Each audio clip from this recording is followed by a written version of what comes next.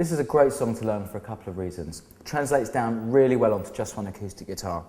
It also uses some quite unconventional chord positions, and there's quite a lot of jumping around the neck. So it's quite a challenging song to play.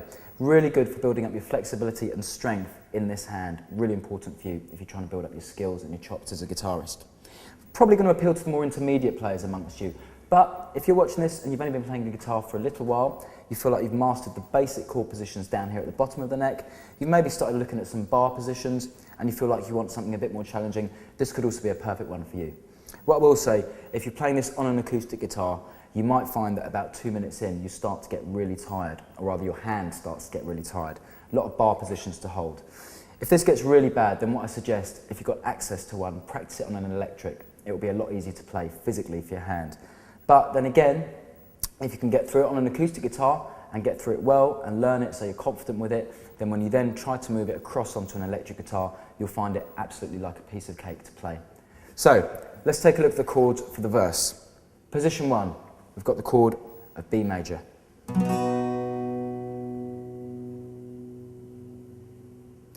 Position 2, A minor.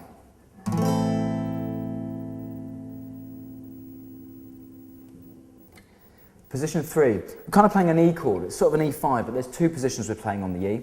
Position 1 and position 2. See, not a lot of difference between those 2 positions. Position 1, I've got my second finger on the 7th fret here on the B string. So you see that again, position 1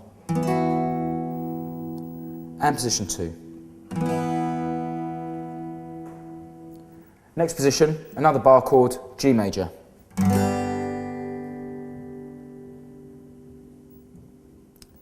Following on from that, we've got F major 7, sharpened 11.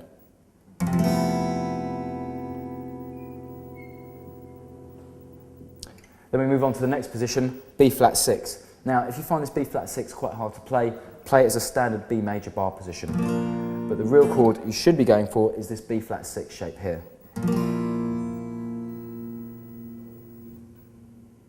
Okay, let's take a look at that one more time, B flat 6. From there we move on to C sharp. And finally to A major, again another bar chord position.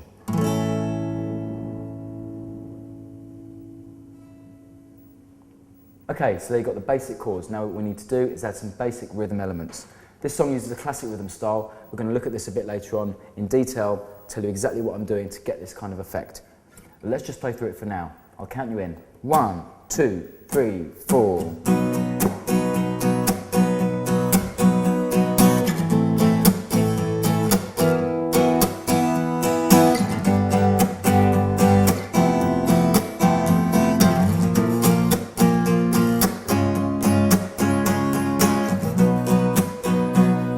And then we're back to the beginning. So we cycle those progressions round and round, and there you've got the verse for coffee and TV. So that was the verse. Now let's move on to the chorus. Most of the chords in the chorus you'll know because we've already looked at them for the verse. But the first chord is one we haven't seen yet, and it's a lovely chord. We play it right up here on the 9th fret, and it's C sharp minor 7. Position 2, we move down to B major.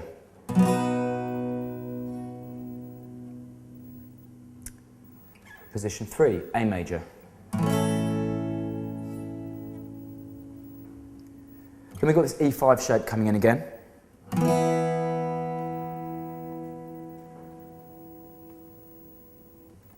We've got D major.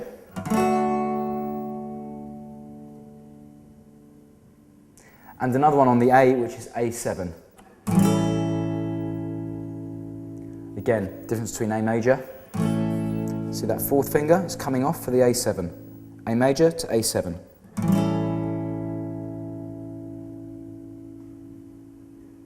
Now remember, you're watching my hands, but you've also got the chord charts down there. So watch these, look at your notes. If you need to stop, pause, take your time to get the positions together, do that. Then come back to the lesson when you feel ready to play them in sequence. So, they're the chords for the chorus. Let's try and play through it. I'll count you in. 1, 2, 3, 4.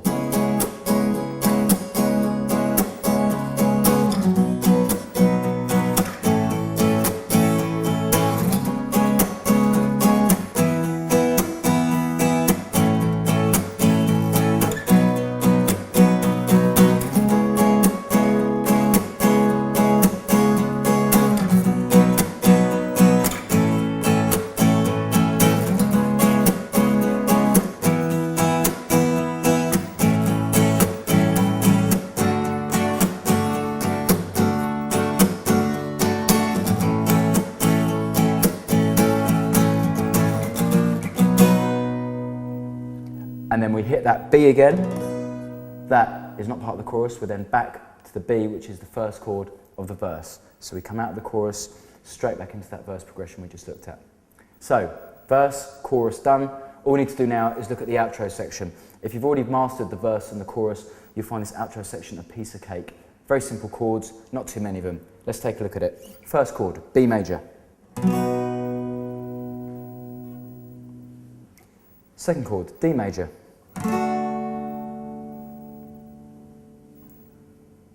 Then we've got A major.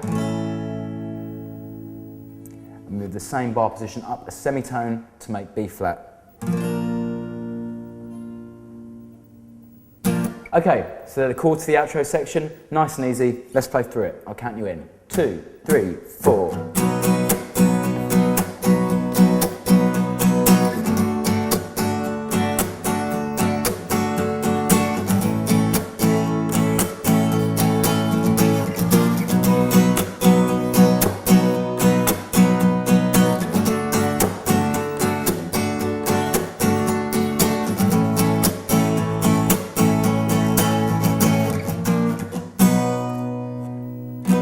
Now you can keep cycling that section round and round as long as you like. If you listen to the record, there's kind of a fade.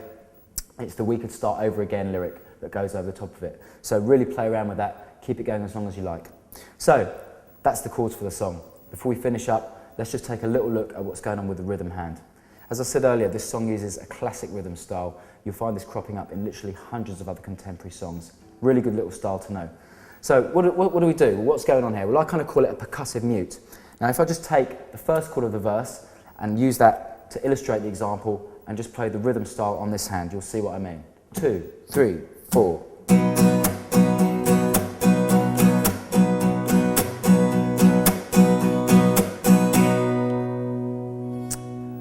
So you'll notice what I'm doing there, which is on the 2 and the 4 of the beat. I'm not playing the chord.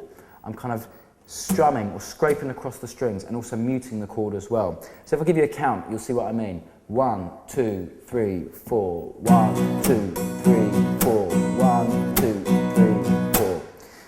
So what does this do? Well, it gives the song a really nice percussive feel. It helps to give it a rhythmic element that it wouldn't have if we weren't doing that kind of part. Also keeps it feeling nice and bouncy, moves the tempo along. So what am I doing? Two things here. First thing, I'm scraping the plectrum across the strings. So let me illustrate that. Quite a fast scrape across the strings. Second thing I'm doing is I'm using this part of my hand to mute the strings. Now what this does is it stops the chord, kills it dead, which again helps to give us that broken up percussive quality that works so well on this kind of song. So the mute is kind of coming down on the strings like this. So let me show you those two things on their own. Firstly, the scrape. I'll use the chord of B major to illustrate the example. 2, 3, 4.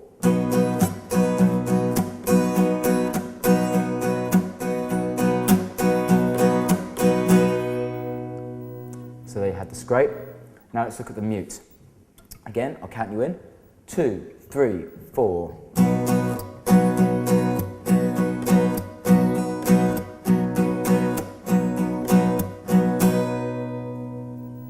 So you've got the scrape, you've got the mute. Both those things happen at exactly the same time. So we put them both together and we should get an effect that sounds something like this. 2, 3, 4.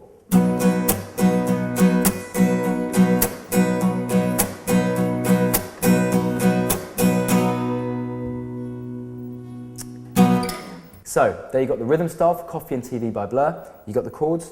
All you need to do now is practice it. We'll see you next time. Good luck.